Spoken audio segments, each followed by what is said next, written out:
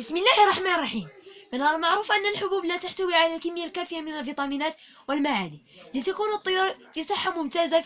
في هذا الفيديو سنتحدث بإذن الله تعالى على الجزر وفوائد الجزر العظيمة للطيور، حيث أنه يحتوي على نسبة عالية من الفيتامينات والمعادن، وهو مصدر ممتاز لتعويض ضعف القيمة الغذائية الموجودة في الحبوب والمحافظة على الطيور بصحة جسدية وجنسية وسليمة.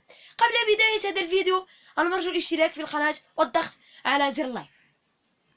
أما بالنسبة لفوائد الجزر له خواص المضادات الحيوية، فهو يدمر البكتيريا التي تظهر في الأمعاء ويساعد في التخلص من الالتهابات المعوية، ويمكن استخدامه في طعاما ودواء في علاج الالتهابات، ويساعد في التخلص من بعض ديدان المعدة، ويحافظ على جدار الجهاز الهضمي. تقديم الجزر للطيور: يعتبر الجزر من الخضروات الصلبة، لذلك فهو صعب الأكل بالنسبة للطيور، ويجب بشره وتقطيعه جيدا حتى تستطيع أنواع الفنشوة منها طيور الزبرة أكله.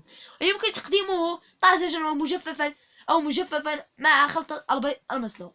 ونترككم مع طريقة تقديم الجزر المجفف للطيور.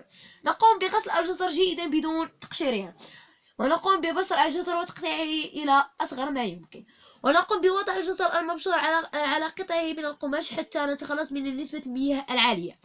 نقوم بمفرده جيدا على طبق بشرط أن يكون موزعا جيدا ولا يكون بطبقة سميكة، ونقوم بوضعه في منطقة جيدة التهوية، أو يفضل أن يمر من خلال الهواء الساخن حتى يتم تسريع عملية التجفيف.